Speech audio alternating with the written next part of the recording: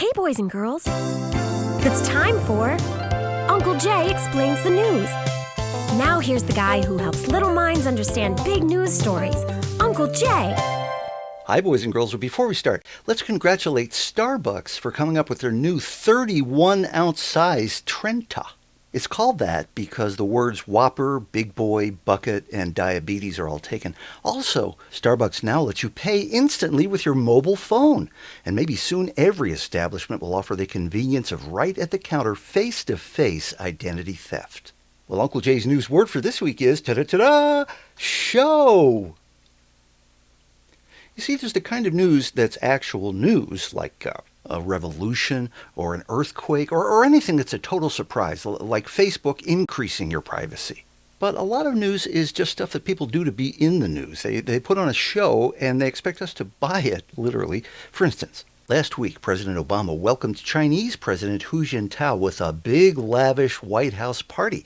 And it was important to be extra nice to him, boys and girls, because last time he came to America, George Bush didn't make enough of a big deal about it. And it was kind of awkward and uncomfortable. And since this is the kind of guy who won't bring up the fact that we owe him a gazillion dollars, he knows it's on our minds. And so we're trying to be extra friendly to him and not bring up things like the lead and the toothpaste and all the prisoners, Also, this week is the State of the Union address. That is a fascinating and exciting show to watch. I am totally lying to you. This is the most boring and predictable tradition.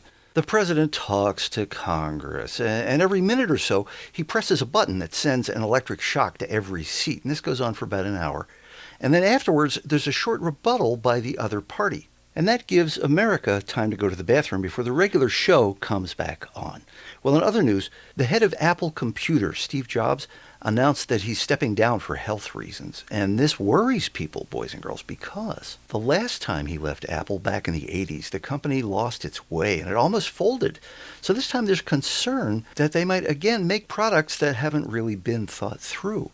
And without Steve Jobs there to launch them at a big glitzy, people might stop lining up to pay double for the newest thing that doesn't quite work. Let's hope he gets well soon. And now it's time to answer one of your news questions. This week it comes from Alex in Boston. Hi, Alex. Alex writes, Dear Uncle Jay, the latest viral video is that woman who fell in the mall fountain while texting. I laughed a lot.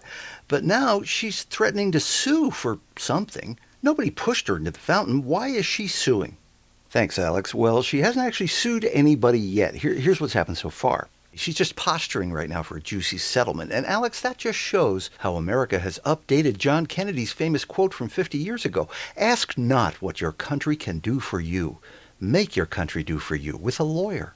Don't forget, you can see more and send your questions to UncleJayExplains.com. Check back every Monday when Uncle Jay explains the news. And remember, a great kid is great news.